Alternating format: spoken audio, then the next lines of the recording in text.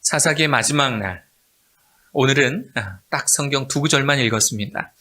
2구절밖에 읽을 수 없는 이유가 2가지가 있습니다. 첫 번째, 내용이 길어요. 19장부터 21장까지의 말씀으로 이 토막이 이루어지는데, 레위 사람의 첩과 얽힌 이스라엘 사람들의 부도덕함과 비윤리적인 이야기들이 19장부터 21장까지 진행이 됩니다. 두 번째 이유는 그 내용이 오늘 주일 아침에 읽기에는 굉장히 불편한 내용들입니다. 물론 내용을 요약은 해드릴 텐데요. 요약된 내용을 이렇게 들으실 때도 여러분 넓은 아량과 깊은 이해하는 마음을 가지고 들으셔야 말씀이 이해되고 수용이 될 수 있을 정도로 참 불결한 내용들이 많이 나와요. 사사기의 저자 탈무드에서는 사무엘이라고 이야기를 하는데, 사무엘은 왜 사사기 속에 이렇게 더럽고 추악한 이야기를 숨기지 않았을까? 왜 이 이야기들을 사사기의 마지막 대미를 장식하는 바로 그 부분에 이런 이야기들을 왜 써놓았을까? 그리고 이 이야기들을 통해서 우리들에게 던지는 질문은 무엇일까를 곰곰이 생각하시며 묵상해 보실 수 있는 그런 시간 되시기를 바랍니다. 오늘의 말씀 19장 1절은 이렇게 시작이 돼요. 이스라엘에 왕이 없을 그때에. 우리는 지금까지 근 10주 동안 사사기의 말씀을 함께 나누면서 이렇게 시작되는 말씀치고 결과가 좋은 적이 없었다는 거 여러분 알고 계시죠? 이스라엘에 왕이 없었으므로 시작되는 이 말씀은 그 내용과 그 결말이 결코 순탄치 않다라는 걸 우리 이미 학습이 된 상태입니다. 엄밀히 따지면은요, 왕조로서의 시작을 안 했던 것 뿐이지 그들에게 지도자가 없었던 거 아니에요. 사사가 있었잖아요. 사사가. 왕은 없었지만 하나님께서 그들 민족에게 사사는 허락하셨잖아요. 그래서 어렵고 힘들고 어떤 나라들과 대적하며 일어서야 될 그때 하나님께서는 민족의 지도자 12명의 사사들을 그들에게 주셨는데, 그런데 이 사무엘은 그들에게 왕이 없었다라고 표현을 합니다. 궁극적인 왕, 그들 가운데에 사사를 허락하시고 사사를 통해 나라를 다스리시려고 하셨던 그 궁극적인 왕 하나님, 그 하나님을 이 이스라엘 사람들은 왕으로 모시지 않았던 거예요. 그들의 판단의 기준과 그들의 생각의 기준과 그들의 말과 행동의 기준에 하나님은 제외해버린 겁니다. 다시 말해서 이 말씀을 해석하면 이스라엘 민족이 하나님께 주권을 드리지 않았던 그때에로 해석이 되는 거예요. 그들 가운데 말씀이 움직여지지 못하고 선택받은 민족, 이스라엘 민족이라고는 하지만 그들 가운데 하나님의 말씀이 움직이지 못하고 있었던 그때, 하나님이 그들의 왕이 되어지지 못하고 있는 바로 그때를 이야기하고 있는 내용입니다. 19장부터 21장까지의 내용을 지금부터 간략히 요약해 드릴 거예요. 간략히 요약 드릴 때 조금 비위가 상하고 조금 이렇게 소름이 끼치더라도 이해하고 들어보십시오. 그리고 여러분들 가운데는 항상 질문하셔야 돼요. 이 이야기를 사무엘은 왜 하고 있을까? 이 이야기를 사무엘은 왜 하고 있을까를 들으시며 생각하시며 말씀을 묵상해 보시기 바랍니다. 1절 이렇게 시작이 돼요. 이스라엘의 왕이 없을 그때에 에브라임 산지 구석에 거류하는, 하나님의 성산 에브라임의 그 산지의 한쪽 구석에 살고 있는 레위 사람이 있었대요. 이름은 누군지 나오지는 않아요. 왜냐하면 이름이 안 나오는 게 차라리 속편하기 때문에. 레위 사람이 유다 베들레헴에서 첩을 맞이하였더니, 첩이라는 얘기는 정실 부인이 있고 다른 부인을 이야기를 합니다. 여기서 우리가 기본적으로 알아야 될 것 한 가지, 레위인은요, 이스라엘의 12지파 중에 유일하게 하나님께서 제사장이 될 지파로 특정하신 지파예요. 이스라엘에는 야곱의 아들들 12명의 아들들을 기준으로 해서 12개의 지파로 나뉘어집니다. 그리고 이 12개의 지파 중에 그 중에 이 레위 지파만 하나님의 제사장이 될 수 있는 역할을 맡겼어요. 레위 지파, 제사장이 될 수 있는 이 레위 지파의 영향력은 큽니다. 역할이 커요. 어떤 역할을 하냐면 성전이 없었을 그때에 출애굽해서 광야라고 하는 그 학교에서 무려 40년간 지날 때에 하나님께서는 회막을 만들어서 하나님과 인간 사이에 중간의 역할을 할 수 있는 그 회막, 하나님의 그 언약궤를 모셔놓는 그 회막을 만들어 놓는 것을 하나님께서 지침을 하셨는데, 이것들을 직접 회막을 만들고 또 이 가죽을 잘라 천을 깁고 기둥을 세우고 회막을 만드는 이 모든 일은 다른 지파가 안 했어요. 오로지 레위 지파만 했어요. 하나님께는 이 거룩한 일을 레위 지파에게만 허락하신 거예요. 그리고 이 성전, 이 성막과 이 성전을 깨끗이 청소하고 제사 지낼 때 사용되어지는 이 기물을 만들 뿐만 아니라 그것을 제사하기 좋은 형태로 이렇게 잘 보관하고 잘 닦아내는 일, 준비하는 일, 그리고 사람들이 짐승을 끌고 와서 이것으로 제사를 드리려고 할 때 그 짐승을 구분하고 분별하고 이 짐승이 하나님께 드려질 알맞은 짐승인지를 분별하고 제사와 관련된 모든 것들을 준비하며, 그들 중에 제사장으로 임명받은 자들은 하나님과 사람 사이의 중재자적인 역할로서 하나님과 사람의 중재자적인 역할로서 사람의 죄를 하나님께 아뢰고 이 죄를 모두 씻기는 이 하나님께 드리는 모든 이 제사의 주체가 되었던 자들이 제사장 레위 지파 사람들이었던 거예요. 얼마나 중요한 역할을 합니까? 그래서 하나님은 이거 아무나 하지 마라. 레위 지파만 해라. 레위 지파에게는 땅도 안 줬어요. 왜냐하면 레위 지파는 보호받아야 될 지파이기 때문에 각 지파에서는 레위 지파들을 위해서 땅을 내어주고 그들이 막 농사를 져서 수고하고 노력하지 않게 그들에게 많은 것들을 가져다 주며, 레위 지파의 이 사람들은 오로지 하나님을 섬기는 일에만 쓰여졌던 그 지파가 레위 지파예요. 그 레위 지파의 한 사람이 첩이 있었으니 로 표현이 된 겁니다. 이것을 아무렇지도 않게 이야기를 하면서 사무엘이 의도했던 것은 이 레위 지파의 이 사람에게 첩이 있었다는 것을 그 누구도 나무래거나 이것이 그 당시에 이상한 일이 아니었다라는 것을 사무엘은 이야기해 주고 있는 겁니다. 첩이 있어도, 레위인에게 첩이 있어도 아무렇지도 않고 그러한 그를 아무도 나무라지 않은 시대적 상황. 이는 당시 이스라엘 사회가요, 종교적으로 매우 불경건했음을 보여주는 거예요. 만약에 제가 여러분 그렇다면 여러분 저를 용서하시겠습니까? 제가 분명히 말하는데요, 용서하지 마세요. 용서하지 마세요. 말이 좀 이상하게 돌아가지만 상상도 불결하지 않습니까? 여러분, 상상도 불결한 이런 일들이 이스라엘 이 사회에는 아무렇지도 않게 일어나고 있는 겁니다. 2절, 그 첩이 행음하고, 한술 더 뜨죠. 첩이 들어왔는데 그 첩이 바람난 거예요. 그 첩이 바람이 나고 남편을 떠나서 도망가는 겁니다. 도망가서 유다 베들레헴 그의 아버지 집에 들어가서 거기서 넉 달 동안을 지내매 결혼한 자로서 가정을 지키지 못하는 도덕적으로 이 허약한 한 여인의 모습을 보여주고 있는 거예요. 이는 당시에 성도덕이 얼마나 타락했는지, 성도덕이 얼마나 땅에 떨어져 있는지를 우리들에게 보여주고 있는 겁니다. 그리고 그의 아버지를 보십시오. 또한 도망하여 친정으로 숨어 들어온 딸을 넉 달 동안이나 자기 집에 머물도록 방치한 이 레위인의 장인의 태도는 이스라엘 사회가 죄를 보고도 묵인 방주할 정도로 죄에 둔감했음을 보여주고 있는 거예요.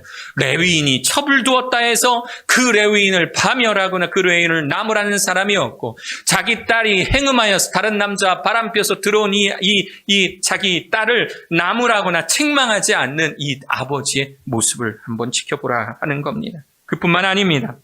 첩을 데리고 이제 집으로 돌아가려고 이 레위 남자가 이 유다 베들레헴에 이 처가로 옵니다. 그리고 드디어 이제 그 자신의 자신의 아내를 데리고 고향으로 돌아가는 그 중에 걸어서 한 2, 3일 정도 걸리는 거리인데 그 중에 날이 저물어 버린 거예요. 해가 이제 뉘엿뉘엿 저미는 겁니다. 그러니까 같이 따라갔던 하인이 이 레위인에게 이렇게 이야기를 해요. 권면을 합니다. 주인님, 여부스 사람의 이 성읍, 지금 날이 저물었으니까 지금 저쪽에 여부스 사람의 이 성이, 마을이 있으니 들어가서 거기서 유숙합시다.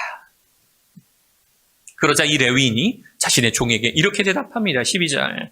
주인이 그에게 이르되 우리가 돌이켜 이스라엘 자손에게 속하지 않은 이방 사람의 성으로 들어갈 것이 아니니. 여부스가 이방 사람들의 땅 아니냐? 왜 괜히 거기 가냐? 거기 가지 말고 차라리 기브아로 가자. 기브아는요, 베냐민 지파에 속한 마을이에요. 그러니까 그에게는 두 가지 옵션이 있었던 거예요. 이 하인은, 이들을 수행하고 있었던 하인은 여부스라는 곳이 가까우니 그 마을로 들어가서 거기서 묵자라고 이야기를 하고, 그리고 이 레위 사람은 아니다, 우리가 이방 사람들의 집에 들어갈 건 뭐냐, 차라리 같은 하나님의 민족인 이 베냐민 사람의 집, 그러니까 기브아라고 하는 저 성읍으로 들어가서 우리가 거기서 하룻밤을 묵자라고 이야기하는 거예요. 그는 이스라엘 사람으로서 같은 혈통인 베냐민 지파의 사람들이 훨씬 더 거룩하고 훨씬 더 경건하며 훨씬 더 안전할 것이라는 그런 기대를 가지고 기브아를 선택한 겁니다. 그런데 그곳에서 뜻하지 않는 엄청나게 끔찍한 일이 그들 가운데 일어나요.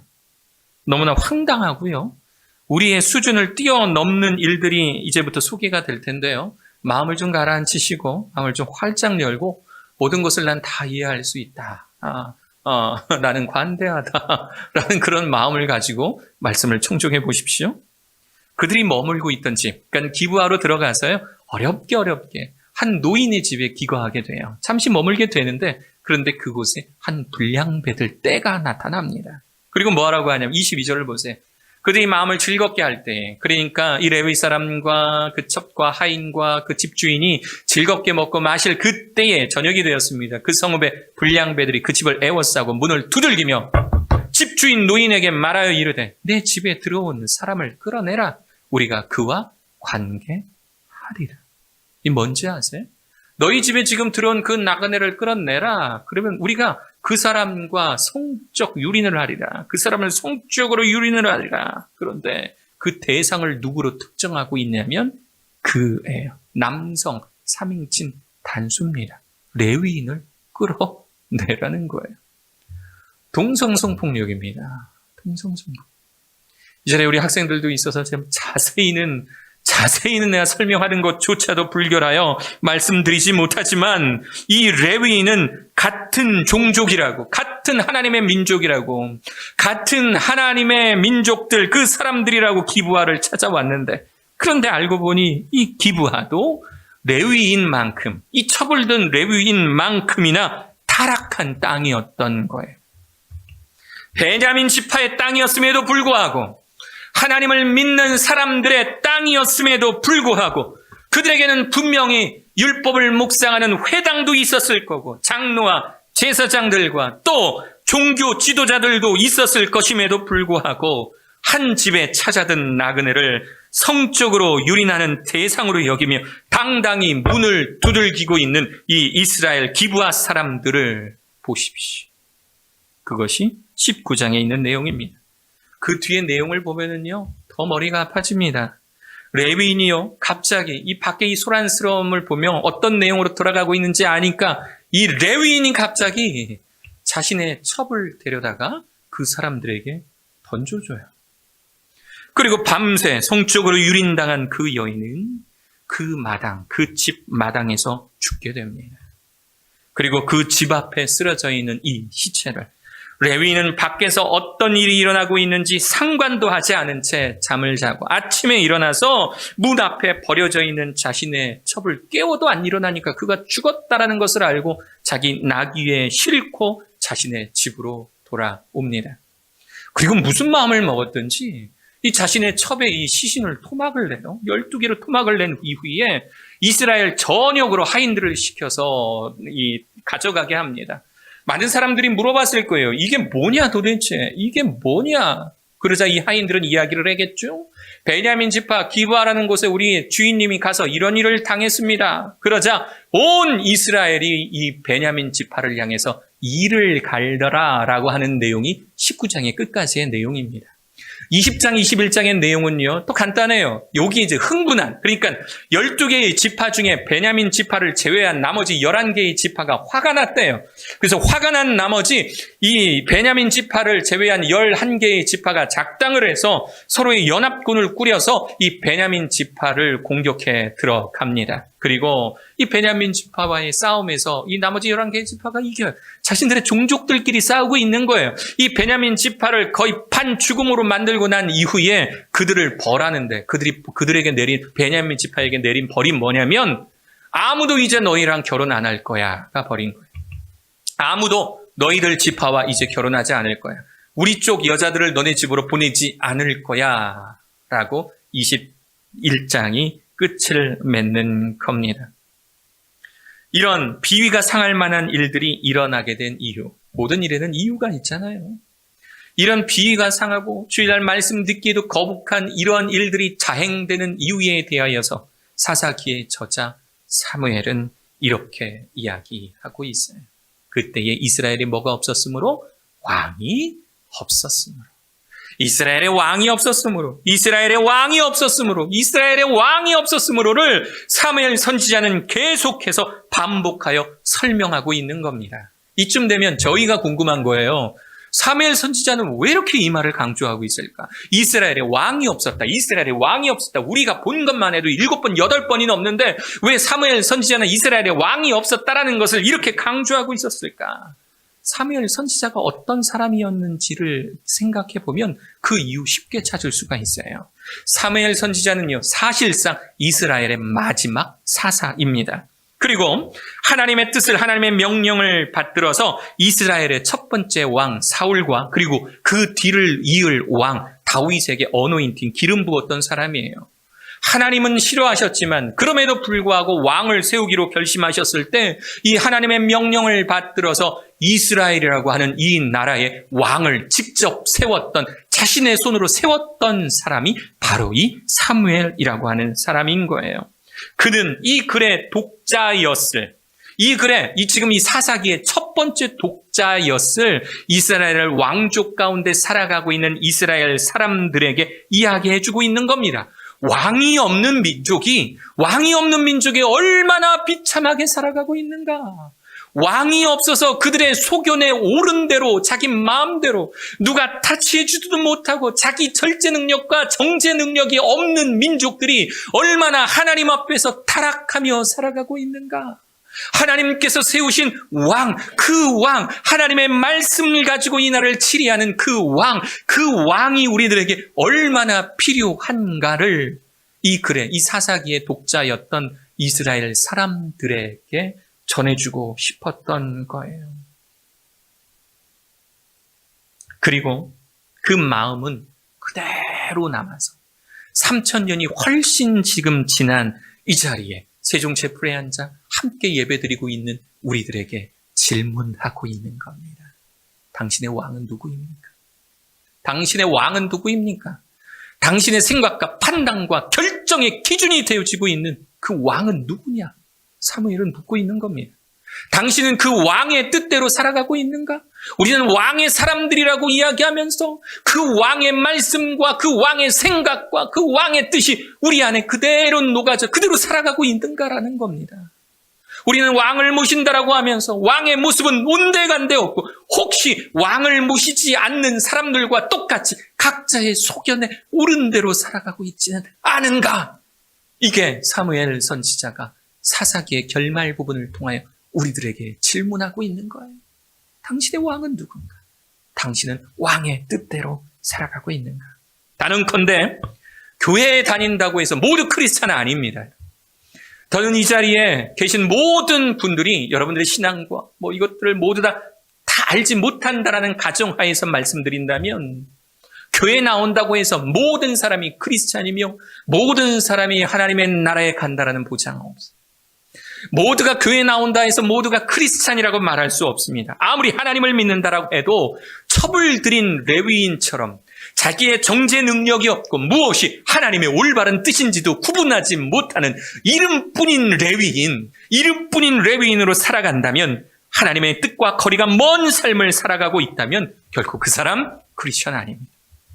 아무리 좋은 교회를 다닌다 해도 동성 성폭력을 아무렇지도 않게 자행하였던 베냐민 지파 기브와 성배, 불량배와 같은 모습을 가진 자라면, 그들이 아무리 베냐민 지파고 그들이 아무리 하나님께서 선택하셨던 선민, 이스라엘 민족의 뿌리라고 할지라도 그들은 결코 하나님의 사람, 하나님의 민족들이 아닌 것입니다.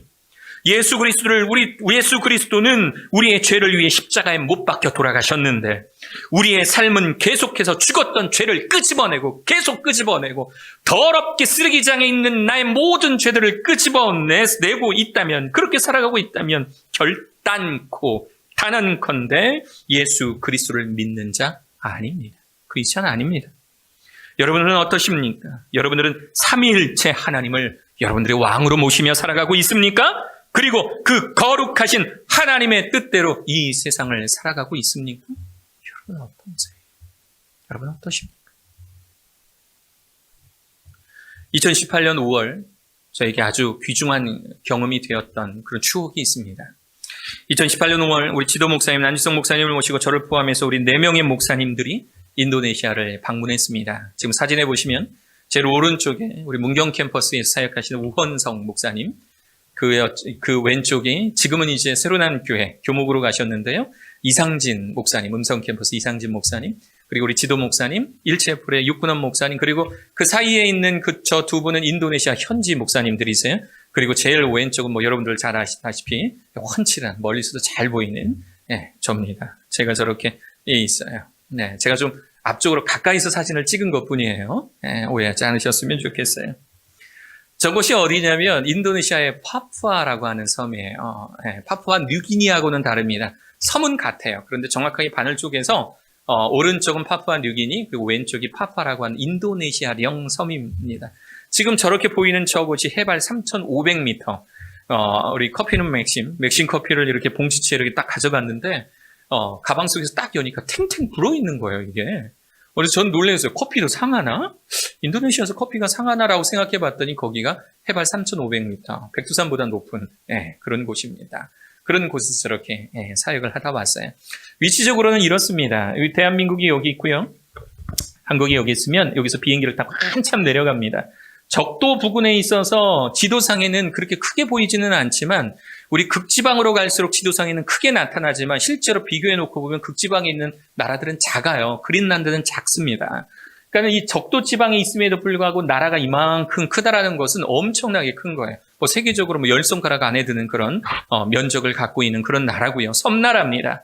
섬나라고요. 여기가 이제 자카르타가 있는 이제 그런 섬이고요. 제가 갔던 곳이 이곳. 여기서부터 여기까지 비행기로도 6시간이 걸립니다. 이 파푸아라고 하는 곳으로 날아간 거예요. 그리고 이 파푸아라는 곳에서 라니자야 도입니다. 도가 있고요. 이 라니자야라고 하는 이 도 안에 띠옴이라고 하는 시가 있어요. 말은 시지만 여러 개의 부락들이 이렇게 모여져 있는, 볼륨을 좀만 줄여주시겠어요, 우리? 예, 여러 개의 부락들이 이렇게 모여져 있는 바로 그런 곳입니다. 제가 아까 찍었던 곳이 아마 뭐 정확하게는 찍지는 못하지만 이 파푸아라고 쓰여 있는 이 아짜 정도의 그 라니자야라고 하는 도시가 있다라고 생각하시면 돼요. 지금 지도상으로 보다시피 지금 여기에 보면 이 파푸아라고 하는 섬과 여기 보이는 이 땅덩어리가 바로 이 호주의 끝부분입니다. 호주와 가까워요. 그러니까 이 라니자야, 저 파푸아라고 하는 섬은 약간 6, 70년 전에 호주에 침례교 선교사님들이 오셔서 선교를 하셨어요. 목숨 건 선교를 하셨습니다. 배를 타고 넘어오셔서 한참을 걸어서 온다면 바로 이 연안 지방에서 이 파푸아, 이 라니자야까지 걸어서 한 달은 좋게 걸릴 만한 산세가 매우 험합니다. 매우 험한 이 길을 걸어서 이 선교사님들이 그렇게 선교를 하셨어요. 이 사진은 이제 그곳, 이 라니자야라고 하는 곳은 거의 인구의 90% 이상이 크리스찬들인데 시민회관, 그러니까는 이제 정말 공간만 있어요. 아주 넓은, 약 한 1,000명 정도가 들어가는 넓은 회관이 있는데 이 회관 벽에 저 사진이 붙어 있어요. 사진을 찍은 사진이에요. 가운데 보면 선교사님이 계시고 그리고 원주민들, 토속 원주민들입니다. 다 벗었어요. 중요한 부분만 뭘로 이렇게 살짝 가려놓고요. 저게 민속 복장이에요. 저렇게 그때 당시 사람들은 저렇게 살아가고 있었어요.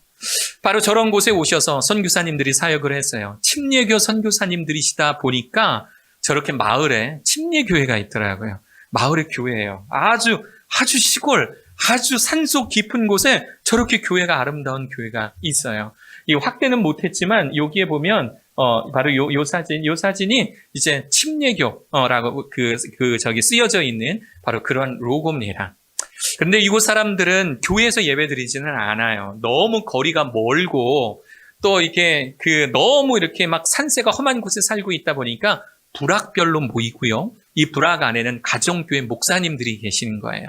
그분들은 물론 이제 정규적인 신학 교육은 받지 못하고요. 그 마을 중에 유독 신앙이 좀 뛰어나거나 아니면 성경 말씀을 좀 잘 연구한 사람이 그곳에서 마을과 마을대로 그 가정교회 목사님, 전도사님들이 되셔서 그렇게 가르치고 계셨던 거예요.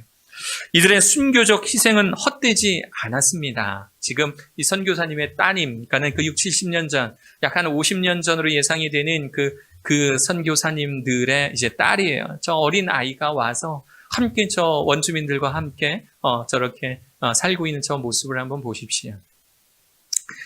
저 사진 찍고 같이 있던 목사님들하고 같이 이야기를 했는데, 나라면 진짜 힘들겠다. 나라면 이 결심을 했을 수 있을까?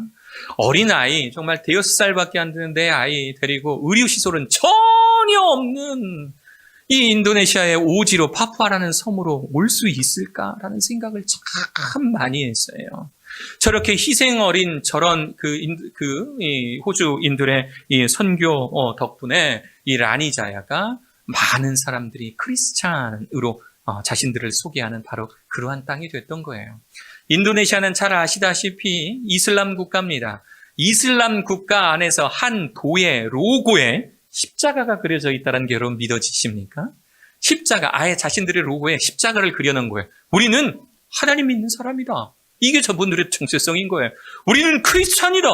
우리는 60, 70년 전에 목숨 걸고 이 나라 이 땅에 왔던 호주 선교사들에 의해서 우리는 하나님을 믿는 그런 부락이다 라고 선포하고 있는 겁니다. 그들은 아예 저렇게 로고에 잘 보이게 파란색 산 위에 노란색으로, 저 배색이라 그러죠. 배색으로 십자가까지 그려가며 우리는 크리스천이다 라고 이야기를 하고 있는 거예요.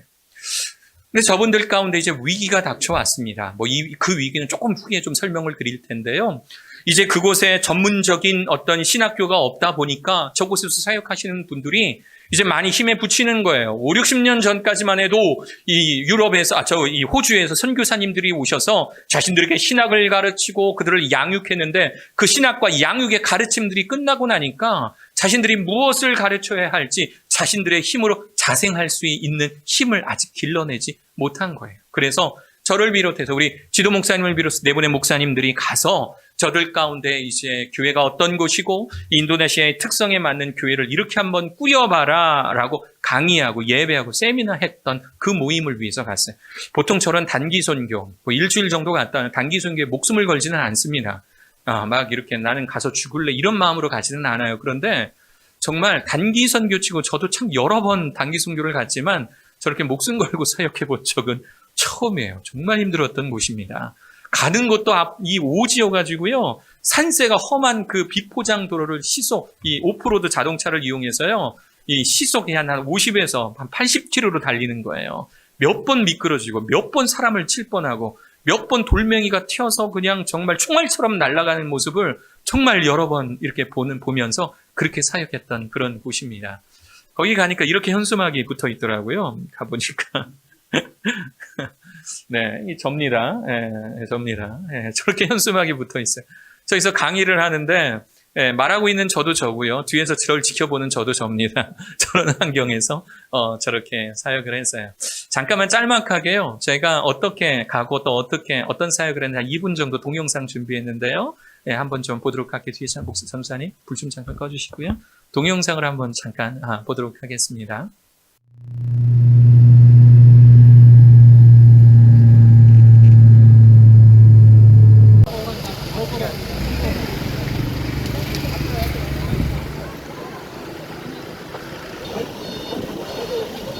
드디어 왔습니다.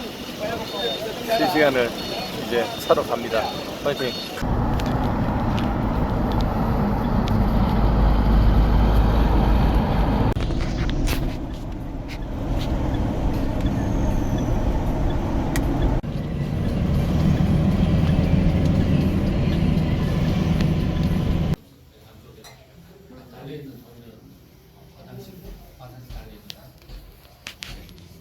Atau mau langsung makan Bapak Pendeta? Enggak apa-apa minum dulu. Mereka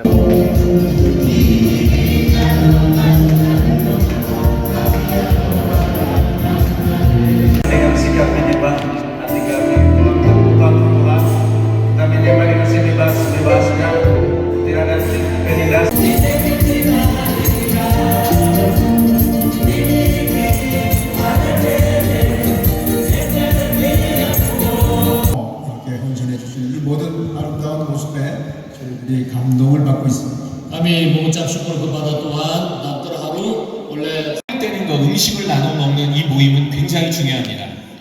Kisah Para Rasul pasal 2 ayat 4, mereka selalu berkumpul untuk memecahkan dan roti.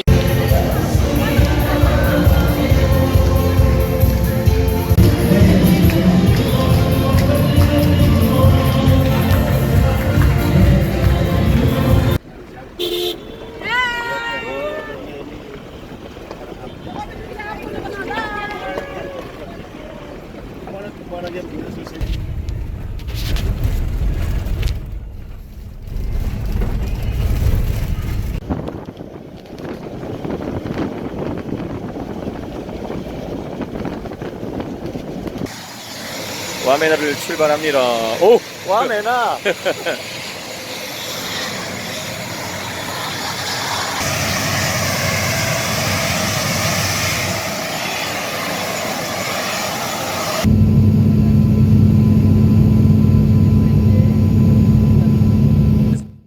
비행기를 타고 저렇게 이동을 했어요. 근데 저곳에 이제 실제로 그분들이 사는 그런 모습이에요. 민속촌이 아니라 실제로 그분들이 살고 있는 그런 마을입니다. 저곳에 문제가 하나 있어요. 이게 뭐냐면 이 사진 한 3, 40년 전에 찍은 사진이래요. 저 사진 속에 있는 분들이 할아버지가 돼서 저희들 강의를 같이 들었었어요. 처음에 호주 선교사들이 와서 그들을 훈련시키고 가르칠 땐 좋았지요. 선교사님들이 오셔서 체계적으로 그들을 가르쳤는데 선교사님들의 지원이 그치고 나서 자신들이 스스로 자력으로 발전할 수 있는, 성장할 수 있는 힘을 갖지를 못한 거예요. 저것이 이슬람 국가의 기독교 마을이다 보니까 이슬람 정권 입장에서는 아주 미운털입니다. 미운털이에요. 그래서 저 이슬람 정부에서 어떤 정책을 펼치냐면 저 파푸아라고 하는 이 섬 해안 지역에 많은 이슬람 사람들을 이주를 시킵니다.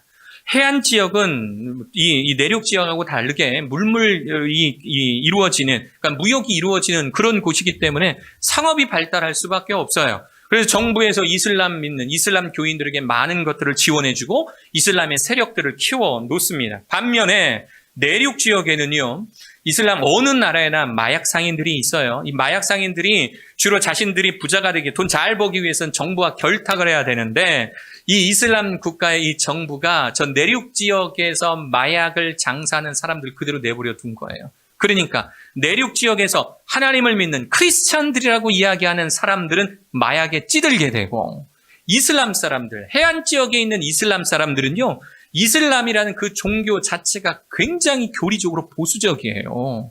굉장히 보수적이다 보니까 술 먹는 것도 안 되고 담배 피는 것도 안 되고 동성연애나 이렇게 간음이라든가 이것은 거의 명예살인에 해당되는 겁니다. 그러니까 해안가 지역에 사는 저 이슬람 사람들은 훨씬 더 경건하게 보이고 반면에 내륙 지역에는 아무런 선교적 지원도 받지 못한 채 오히려 이 마약 상인들의 표적이 되어버린 이 크리스찬들, 이 내륙 지역의 크리스찬들은 황폐해지는 거예요. 아까 사진을 보셨지만 거의 벗고 살아요. 저들의 문화 중에, 전통 문화 중에 뭐가 있냐면 1년에 한 번 난교 파티가 있습니다. 난교 축제가 있어요. 난교 축제. 수백 명의 사람들이 모이고요. 거기서 난교가 일어나는 거예요. 아무도 그것이 죄라고 이야기하는 사람이 없는 거예요. 자신들은 크리스천이라고 하고 그 전날도 그 다음날도 교회에 올 사람들인데 그런데 그것이 전통과 문화라고 말하면서 크리스천이라고 이야기하는 사람들이 난교 파티에 참가하는 겁니다. 그리고 마치 사사기의 마지막 부분에 나왔던 그 처벌들인 레위인처럼 동성 간음을 해도 성폭행을 해도 누구 하나 나무라지 않은 그 이스라엘의 상황처럼 그것이 나쁜 일이다. 그러한 일들이 일어나면 안 된다라고 이야기하는 사람이 없는 겁니다. 그러니까 젊은 세대들이 바라볼 때 어떤 종교를 믿겠습니까, 여러분? 저런 세상에 취약하고 더럽고 마약이나 하고 있고 난교 파티나 하고 있는 크리스찬들을 믿겠습니까? 아니면 보다 더 경건하고 술도 담배도 못하고 정말 하루에 3번씩 기도하고 있는 그 이슬람을 믿겠습니까? 당연히 청년들이, 다음 세대들이 나는 저렇게 살지 말아야지 하고 기독교에서 오히려 이슬람으로 전향하고 있는 거예요. 하나님이 그들의 왕이 되어주지 못할 때, 하나님의 말씀이 그들 가운데 남아서 내 삶이 하나님의 백신으로 자정되는 능력을 상실해 버렸을 때 일어나는 현상들인 거예요. 저는 인도네시아를 가서 이 선교사님들의 이야기를 들으면서 물론 인도네시아 이 상황이 너무너무 가슴이 아팠기 때문에 그들을 위해서 기도하기는 했지만 또 한 가지, 혹시 내 모습이, 혹시 내가 느끼지 못한 나의 모습이 하나님의 영광과 거리가 멀어 있지는 않은지 내 자신을 바라보는 계기가 됐어요. 내가 속해 있는 교회가, 내가 속해 있는 교단이, 우리가 속해 있는 이 한국의 교회가 우리가 인도네시아의 교회를 바라보는 것처럼 그렇게 답답해하는 그 모습이 우리들 가운데도 있지는 않은지, 하나님께서 우리를 바라보시며 우리를 통해 영광 받으시는 것이 아니라 오히려 가슴을 치며 한국 교회야 너네들 왜 그러느냐, 한국 성도들아 내가 너희들 왜 그러느냐, 그렇게 가슴을 치며 답답해하고 계시지는 않을지. 매주 교회는 잘 나오고는 있지만, 나오지 못해도 또 온라인 예배로 꼬박꼬박 예배 드리고는 있지만, 우리의 삶이 결과적으로 거룩하신 하나님 앞에 하나도 영광되지 못하는 삶을 살아가고 있다면, 오늘 이 사사기 사무엘의 질문 앞에 당신들의 왕은 누구며 그 왕의 말씀대로 살아가고 있는가라는 질문에 우리는 대답해 내야 하는 겁니다.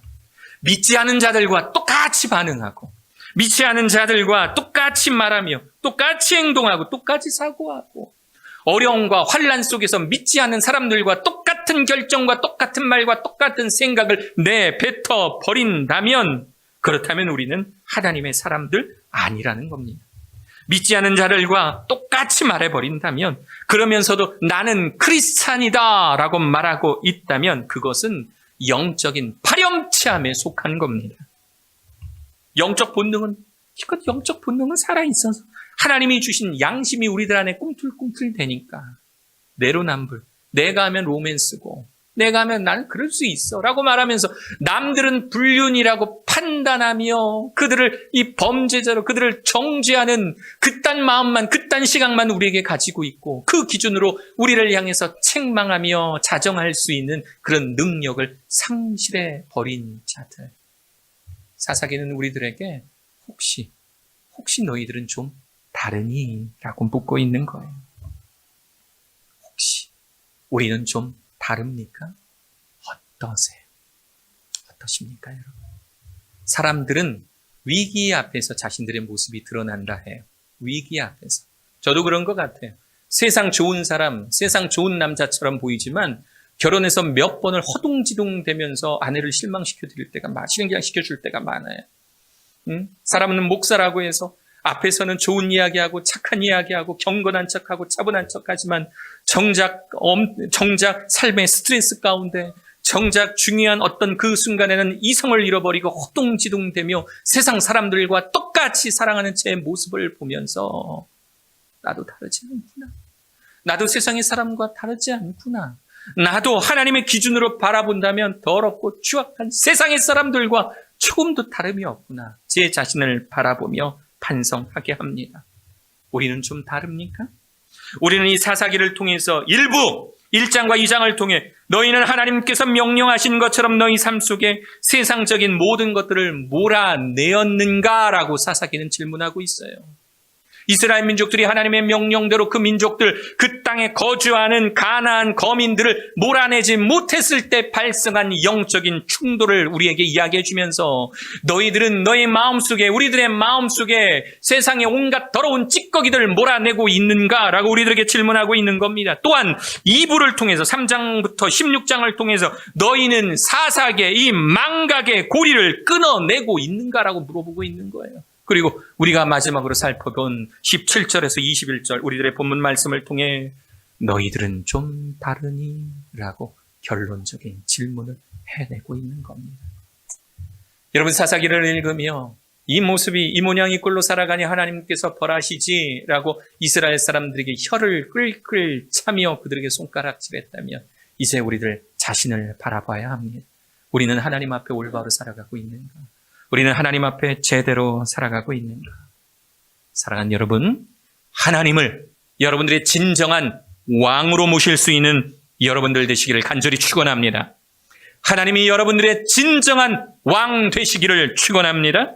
하나님이 우리의 왕이 되셔서 우리의 생각을 주관하시도록 우리들의 운전대를 내어드리며 우리들의 판단을 주관하시도록 판결 망치를 내어드리며 우리의 미래를 주관하시도록 우리의 비전을 하나님께 초점 맞추실 수 있는 그런 여러분들 되시기를 주 예수 그리스도의 이름으로 간절히 축원합니다.